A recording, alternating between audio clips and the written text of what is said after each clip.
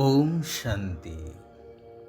भाग्य विधाता गति सद्गतिदाता भगवान निराकार परमात्मा शिव पितांकर भाग्यशाली आत्मिक संतान मानंकु हृदयर शुभ अभिनंदन सुप्रभात सुस्वागतम।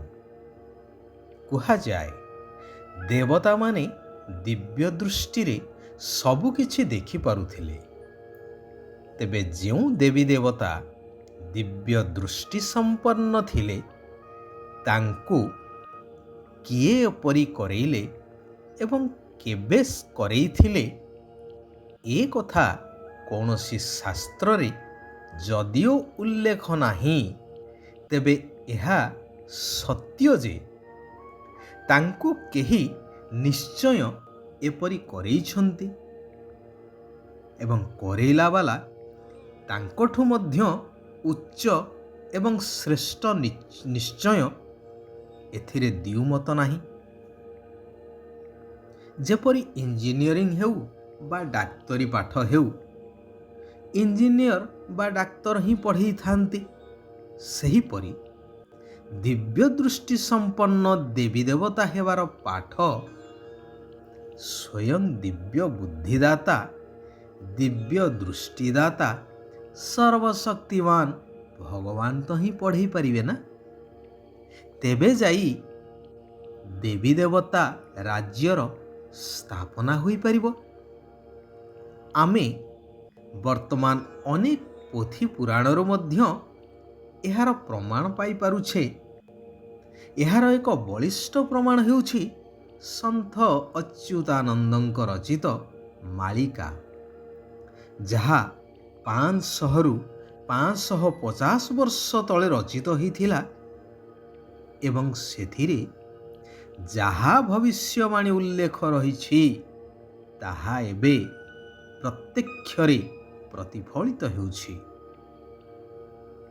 महाभारत रे मध्य कौरव राजा धृतराष्ट्रंकु संजय तांको पाखरे थाई मध्य महाभारत युद्ध क्षेत्रर प्रत्यक्ष कथा वस्तु बा घटनावली को तांकु सुनी पारुथिले दिव्य दृष्टि द्वारा। तेबे एठारे प्रश्न आसे, एही दिव्य दृष्टि प्राप्त हुए किपरि? राजा होई जदि दिव्य दृष्टि नथिला, धृतराष्ट्रंकर तांकर प्रजा बा कर्मचारी ही संजय को किपरि यह प्राप्त होइथिला? धृतराष्ट्र राजा हेइथिले मध्य तांकर पुत्र मोह कारणरू आत्मिक शक्ति को हरेइबा दिव्य दृष्टि शक्ति कहंतु, जहा भी कहंतु, आत्मिक शक्ति कहंतु बा दिव्य दृष्टि शक्ति कहंतु, मायार परदा ढांकी होई रहिथिला। हेले संजय थिले विवेकी एवं वास्तववादी, जहा आत्मार निजस्व संपत्ति। एहा जणे संजयंकर कथा नुहे कि जणे धृतराष्ट्र राजांकर कथा नुहे। सारा विश्व आज मायार प्रहेलिका द्वारा आच्छन्न होई धृतराष्ट्रंक समान हेई जाइछि। अज्ञान अंधकार रे बाटपणा मानव निजर वास्तविक आत्मिक स्वरूप को भूली जाइछि। सेइथि पाई एही कलिजुगी अंधकारमय जुगर अंतिम समयर घड़ी संधि मुहूर्त रे स्वयं दिव्य दृष्टिदाता परमात्मा भगवान आसी प्रजापिता ब्रह्मांकर शरीरर आधार नहीं तांको द्वारा सत्य आत्मिक ज्ञान एवं सहज राजयोगर शिक्षा प्रदान करुछन्ति। जेउ आत्मा एही श्रेष्ठ ज्ञान को जेते जेते निज जीवन रे धारण करुछन्ति, सही अनुसारे सेमाने ଦିବ୍ୟ ଦୃଷ୍ଟିର ଅଧିକାରୀ ହେଉଛନ୍ତି। କିନ୍ତୁ ଶିବ ବାବା କହୁଛନ୍ତି, ମଧୁର ସନ୍ତାନଗଣ, ଏବେ ତୁମକୁ ଦିବ୍ୟ ଦୃଷ୍ଟି ମିଳିଛି। ତୁମେ ଜାଣିଛ ଯେ ଏହି ପୁରୁଣା ପତିତ ଦୁନିଆ ସମାପ୍ତ ହୋଇଯିବ। ସେଥିପାଇଁ ଏଥିରୁ ମମତ୍ୱ ହଟାଇ ସମ୍ପୂର୍ଣ୍ଣ ଆତ୍ମନିଶ୍ଚୟ ହୋଇ ନୂତନ ସତ୍ୟଯୁଗୀ ସ୍ୱର୍ଗ ଦୁନିଆ ସହିତ ବୁଦ୍ଧିକୁ ଲଗାଇ ରଖ। ପୁରା ସମର୍ପଣ ହୋଇଯିବାକୁ ପଡ଼ିବ। ଯେଉଁମାନେ ଅବିନାଶୀ ବାବାଙ୍କ ଉପରେ ସମ୍ପୂର୍ଣ୍ଣ ସମର୍ପିତ ସନ୍ତାନ, ସେମାନେ ନିଜର ତନ, ମନ, ଧନ, ସମୟ, ସଂକଳ୍ପ, କୌଣସି ବି ପ୍ରକାରର ଧନକୁ ଫାଲତୁରେ ଅର୍ଥାତ୍ ବ୍ୟର୍ଥରେ ଖର୍ଚ୍ଚ କରିବେ ନାହିଁ।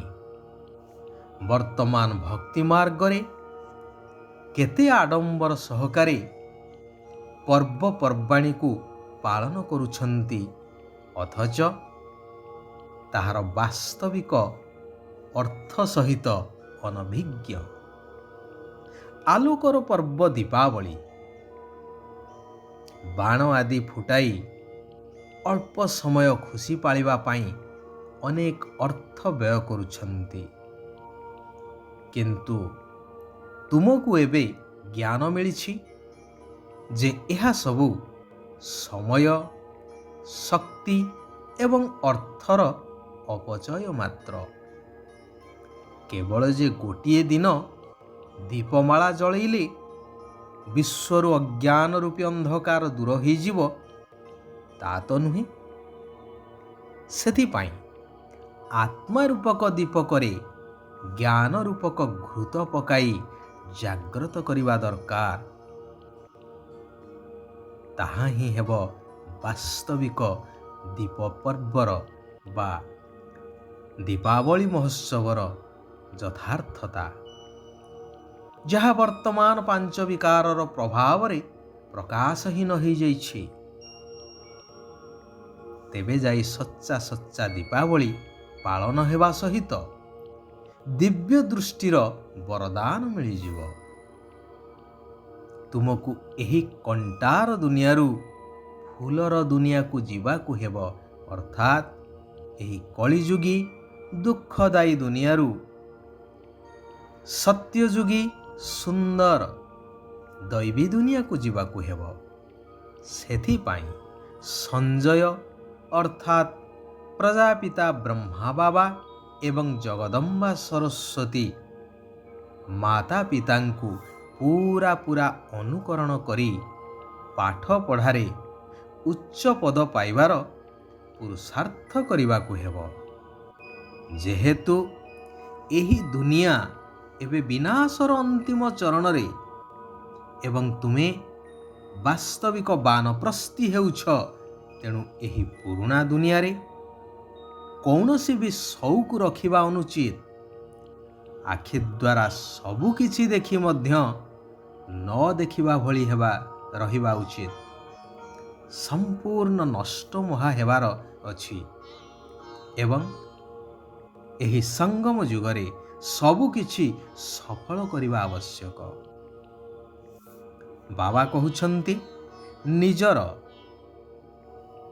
ଏହି ସଙ୍ଗମ ଯୁଗୀ ବ୍ରାହ୍ମଣ ଜୀବନର ପେଶା ଅର୍ଥାତ୍ କର୍ତ୍ତବ୍ୟର ସ୍ମୃତି ଦ୍ୱାରା ସେବାର ଫଳ ଏବଂ ବଳ ପ୍ରାପ୍ତ କରୁଥିବା ବିଶ୍ୱ କଲ୍ୟାଣକାରୀ ହୁଅ। ଯେକୌଣସି କାର୍ଯ୍ୟ କର, ହେଲେ ନିଜର ଏହି ଶ୍ରେଷ୍ଠ ପେଶାକୁ କେବେ ହେଲେ ଭୁଲ ନାହିଁ। ଯେପରି ପାଣ୍ଡବମାନେ ଗୁପ୍ତ ବେଶରେ ରହି ମଧ୍ୟ ଅର୍ଥାତ୍ ଅଜ୍ଞାତ ବନବାସରେ ରହି ମଧ୍ୟ ବିଜୟୀ ହେବାର ଆଶାକୁ କେବେ ଭୁଲି ନଥିଲେ। ଯଦି ସର୍ବଦା ନିଜର ଈଶ୍ୱରୀୟ ବିଦ୍ୟାର୍ଥୀ ସ୍ୱରୂପ ସ୍ମୃତିରେ ରହିବ, ତେବେ ମାୟା ପାଖକୁ ଆସିପାରିବ ନାହିଁ। ଆଚ୍ଛା, ଓମ୍ ଶାନ୍ତି, ଓମ୍ ଶାନ୍ତି, ଓମ୍ ଶାନ୍ତି।